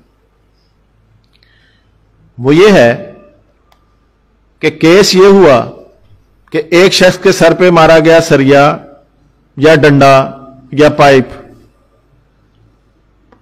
اور ڈاکٹر صاحب نے لکھ دیا کہ یہ انسائزڈ وونڈ ہے. اب انسائزڈ وونڈ کا مطلب ہے کہ یہ تیز دھار والے سے مارا گیا. اب بظاہر تو یہ کنٹراڈکشن ہو گئی.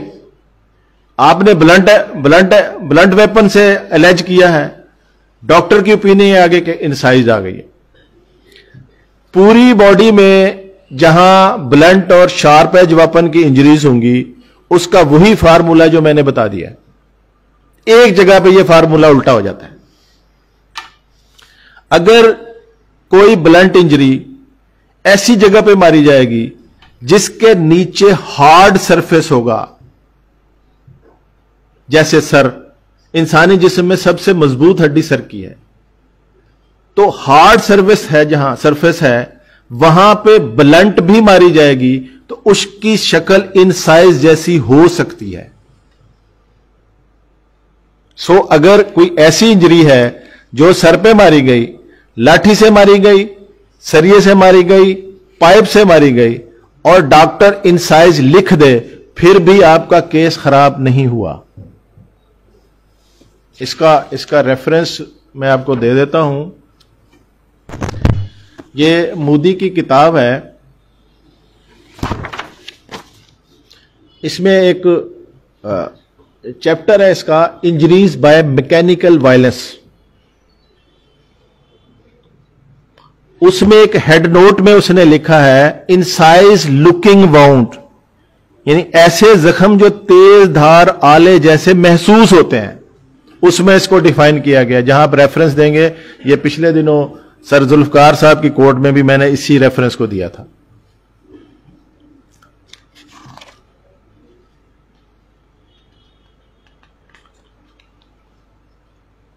اب جو اس میں اور نارمل ٹرمز استعمال ہوتی ہیں، میرے خیال اب میری آواز زیادہ آ رہی ہوگی.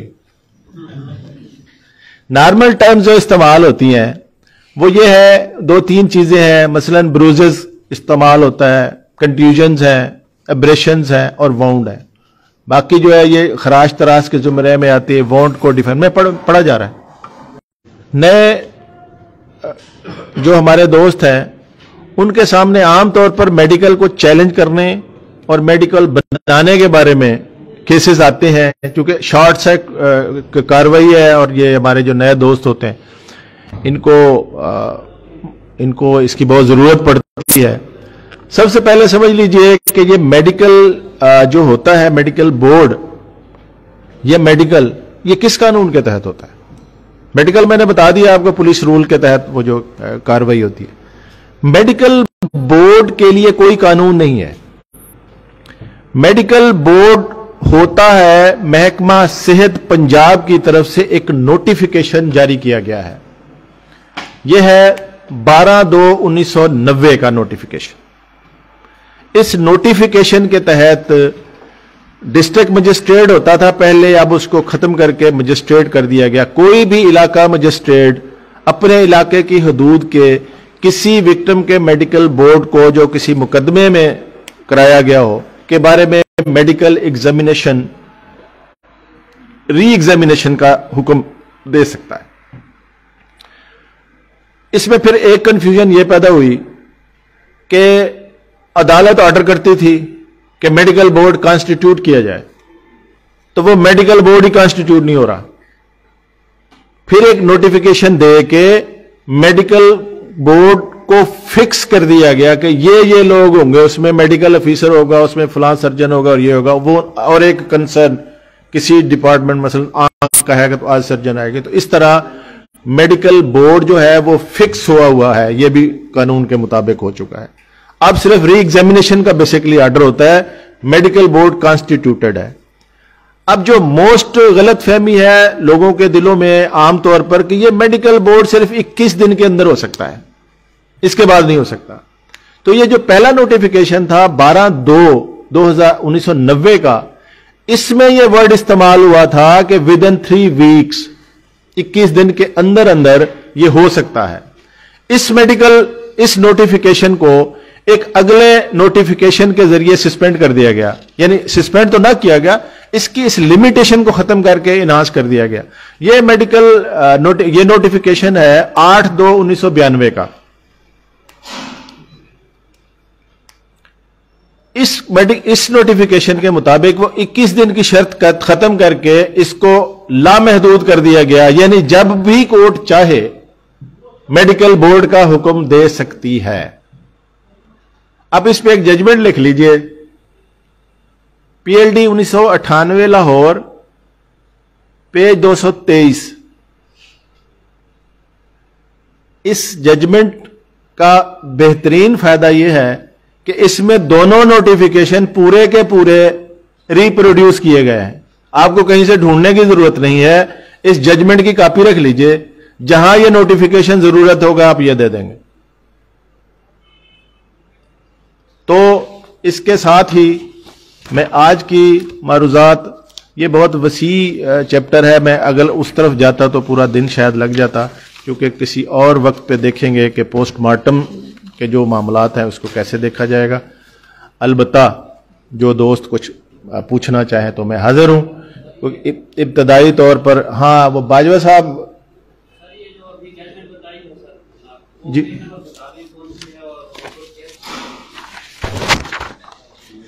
PLD 98 लाहौर 223। मनान बाजवा साहब ने पोस्टमार्टम में बड़े अच्छे नोट्स बनाए हैं, वो कॉपी है, वो कोई दोस्त देखना चाहे तो। ये हम सीखते ही हैं और सीखते रहना चाहिए। ये ऐसा सब्जेक्ट है जिसकी इंतहाई जरूरत है, और जो शख्स इस पे एक्सपर्ट होता है वो फौजदारी प्रैक्टिस में बादशाहत करता है।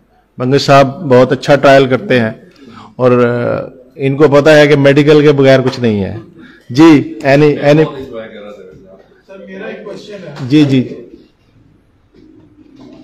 इस पे अच्छा जी मेरा एक क्वेश्चन ये है सर, आपने माशाल्लाह बहुत अच्छा ब्रीफ किया है मेडिकल और मेडिकल जूरिस्प्रूडेंस के बारे में, और कोई शक नहीं कि सब दोस्तों के साथ मैंने भी सीखा आपसे बहुत सारी चीज़ें हमारे लिए नई भी हैं इसमें। तो मेरा एक क्वेश्चन था कि जहाँ पर आप बता रहे थे इस चीज़ के बारे में, पंक्चर्ड वुंड्स के बारे में, जहाँ पर चुभने वाला वो आया तो फिर उसके बाद फिर जो भी सिनेरियो आपने चला, तो उसमें मेरा क्वेश्चन ये है कि आपने बड़ी अच्छी तरीके से एक्सप्लेन किया कि अगर कोई मतलब जैसा छुरी है उसको अगर ऐसे हम लगाएं, कट लगाएंगे तो वो लाइनर वुंड और इनसाइज वुंड आ सकता है। इसी तरह से अगर उसको चबोया, फॉर एग्जांपल छुरी है, सरिया है, कोई नुकीली सुआ है, कील है, अच्छा उससे आपने फरमाया था कि लेसिनेशन मतलब उसको लेसिनेटेड वुंड और पंक्चर्ड वुंड, تو اس میں اور جو اس میں جس طرح فائر آرم انجریز ہیں بلٹ کے بارے میں کہ بھی وہ لیسیریٹڈ بھی ہو سکتا ہے لیکن وہ سرکولر وونڈ بھی سر وہ ہو سکتا ہے اگر وہ مطلب آ سکتا ہے. تو عام طور پہ جو میرے مشاہدے میں جو میں نے اپنا 11 سالہ پریکٹس میں نے دیکھا فوجداری اپنی وکالت میں, تو ہو سکتا ہے میری آبزرویشن غلط ہو. میں پوچھنا یہ چاہتا ہوں بیسیکلی کہ وہ جو پیلٹ انجریز ہوتی ہیں وہ بھی اکثر ڈاکٹر صاحبان نے پنکچرڈ وونڈز لکھے تھے, کہیں پر لیسیریٹڈ وونڈز بھی لکھے ہوتے ہیں. تو وہ جو پیلٹ انجریز ہے, پیلٹ بھی مطلب وہ موٹا بھی ہو سکتا ہے, وہ باریک والے چھلے بھی ہوتے ہیں, وہ دونوں طرح کے ہوتے ہیں. تو اس کے بارے میں جناب تھوڑا سا جی میں عرض کرتا ہوں. جو اسٹیپ وونڈ ہے اس کے لیے میں نے لفظ استعمال کیا اسٹیپ آر پنکچرڈ, لیسیریٹڈ اس کے لیے میں نے استعمال نہیں کیا. اب جو فائر آرم انجری ہوتی ہے اس کو بھی وہ لیسیریٹڈ نہیں لکھتے ہیں, وہ اس کو بلنٹ, میں نے کہا اس کو بلنٹ کائنڈ میں لکھتے ہیں.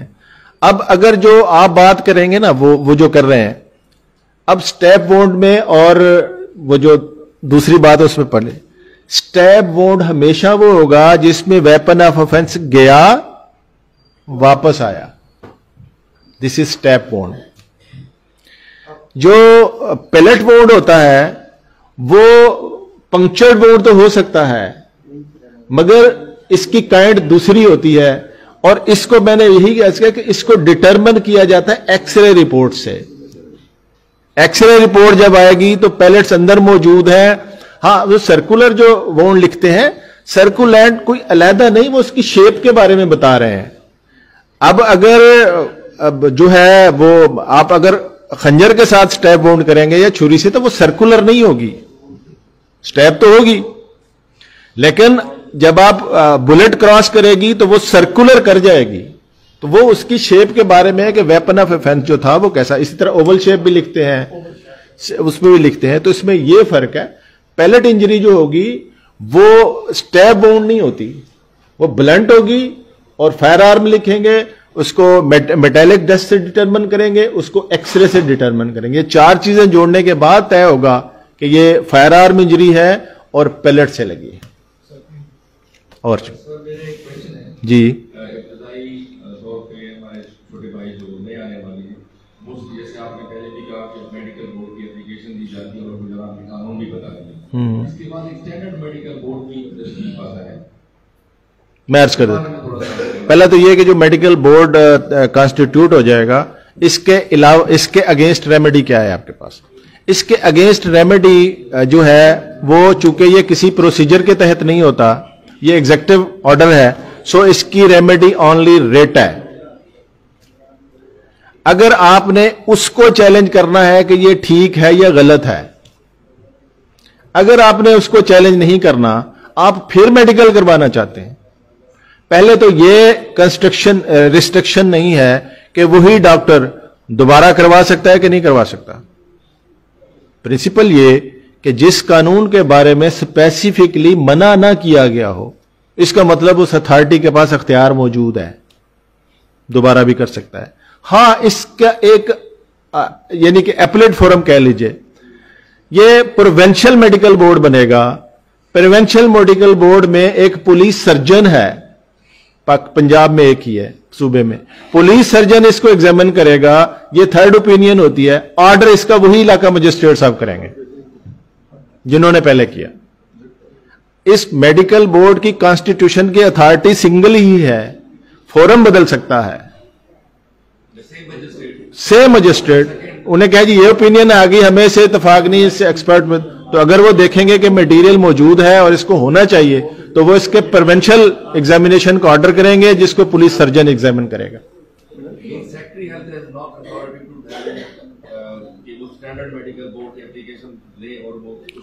دیکھیں سیکٹری ہیلتھ آرڈر کر سکتا ہے, کیوں؟ میں نے تو پہلے عرض کیا کہ یہ جو فنکشن ہو رہا ہے یہ ٹوٹل ہیلتھ ڈپارٹمنٹ کی دی گئی پاور سے ہی ہو رہا ہے. یہ جو میڈیکل کانسٹیٹیوشن بورڈ کی جو پاور ہے یہ ہو ہی ہیلتھ ڈپارٹمنٹ کی پاور پہ رہی ہے. سو ہیلتھی سیکٹری ہیلتھ جو ہے وہ بھی یہ آرڈر کر سکتے ہیں, مگر علاقہ مجسٹریٹ کو بھی یہ پاور حاصل ہے.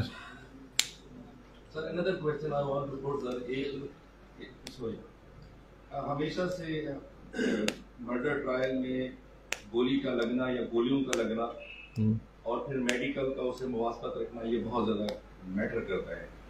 آپ ذرا یہ گولی کے نزدیک سے لگنے اور اگر وہ 100 فٹ سے لگنے اس پہ تو تھوڑا سا روشنی ڈالیں. بڑا آسان اس کا فارمولا دے دیا گیا ہے. اگر گولی لگے گی 6 فٹ سے باہر سے,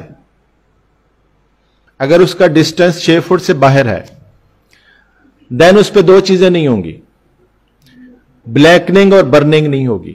اگر بلیکننگ برننگ نہیں ہے تو اس کا مطلب گولی 6 فٹ سے زیادہ فاصلے سے ماری گئی ہے. اگر بلیکننگ ہے تو اس کا مطلب 6 فٹ کے اندر سے ماری گئی ہے. اور اگر اس پہ برننگ موجود ہے تو اس کا مطلب تقریباً 2 فٹ کے اندر سے ماری گئی ہے. قریب ہوگی تو جلا بھی دے گی, 6 فٹ سے ہوگی تو وہ بلیکننگ کرے گی, اور اگر اس سے باہر نکل جائے گی تو یہ دونوں چیزیں نہیں ہوں گی. یہ تو ڈٹرمن ہوتا ہے. یہ بڑا اہم سوال ہے ویسے, کیونکہ یہ بھی گواہوں کے بارے میں اس کی صداقت بتاتا ہے کہ وہ کہاں تھے اور انہوں نے دیکھا یا نہیں. تو یہ جب جرا کرتے ہیں تو سب سے پہلے ان کو فکس کرتے ہیں نقشے کے ذریعے کہ وہ آپ کتنی دور تھے. پھر میڈیکل افیسر سے سوال پوچھنے کی ضرورت نہیں ہوتی. اگر اس نے نہیں لکھا یہ کہ بلیکننگ برننگ نہیں ہے تو مطلب 6 فٹ سے باہر مارا گیا, اور اگر یہ 2 علامتیں ہیں تو پھر اس کے اندر ہے. اور جی فرمائی.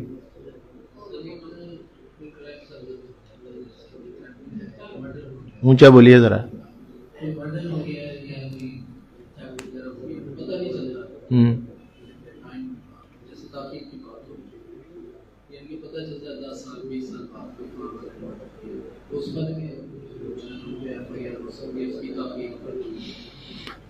دیکھیں, ایف آئی آر ہونا پہ تو کوئی پابندی نہیں ہے, وہ کسی وقت بھی ہو سکتی ہے, لیکن اس کی گریوٹی کم ہوتی جائے گی جتنی تاخیر ہوگی. ایف آئی آر درج ہونے پہ کوئی پابندی. ایف آئی آر کے اندراج پر, دیر سے اندراج پر کوئی قانوناً منع نہیں. البتہ اصول میں نے پہلے بتا دیا کہ تاخیر سے آنے والے فوجداری کمپلینٹ کی بات کو نہ سنا جائے جب تک وہ وضاحت نہ کرے کہ اتنی تاخیر کیوں ہوئی ہے. پرچہ درج ہو سکتا ہے. جی سر, یہ انہوں نے جو سول کونسل نے بات کی ہے اینٹی بام کی اور فائر آرم انجری کی, اس میں سر بعض کا سیلف سفرڈ انجری بنانے کے لیے فائر کو بالکل باڈی کے اوپر رکھ کے بھی کرتے ہیں, جیسے وہ پرسن کی گولی لپیٹ لیتے ہیں, اس میں بلیکنگ کے چانس ختم ہو جاتے ہیں, برننگ کے چانس بچ جاتے ہیں. اس کنڈیشن میں ہم کیسے کلیریفائی کر سکتے ہیں؟ پھر تو مقدر سے کھیلیے. اگر کسی نے اتنی منصوبہ بندی کی, دیکھے نا, جس نے, ہاں پاسبلٹی ہے, اس کی ریزن ہے. اگر کوئی شخص جب اپنے ہاتھ سے مارے گا اس کے اینگلنگ میں فرق ہوتا ہے, جس کو ایکسپرٹ ڈاکٹر آبزرو کر سکتا ہے. ہم نے تو کراس کویسچننگ میں ہی پکڑنا ہے آدمی کو, تو یہ ہو سکتا ہے, مگر اس کو ایکسپرٹ ڈاکٹر ہی پکڑ سکے گا, چونکہ ڈاکٹر کی ایویڈنس بھی بہرحال گیس ہی ہے, آئی وٹنس تو وہ نہیں ہے. تو جب وہ کوئی کرتا ہے تو وہ پورا بندوبست کر کے آتا ہے, اس کے پاس آئی وٹنس بھی ہوتے ہیں, اس کے پاس میڈیکل ایگزامینیشن بھی ہوتی ہے. تو ایسے ریئر چانسز تو ہیں, لیکن ہوتا ہے. یہ تو ہماری پریکٹس میں ہے کہ لوگ خود کو بھی فائر مار کے, میں نے بتایا, کیس بنا لیتے ہیں. یہ دیکھا رہا تو پرسن کی بوڈی ٹانگ پر لپیٹ کے اسے بلیکننگ نہیں آئی, شو ہو رہا ہے کہ فائر 10 فٹ سے دور سے مارا گیا. وہ تو نیل کے دھاگے سے نشان لگا کے بھی ایکس رے کرا لیتے ہیں. Any questions, sir? Thank you very much.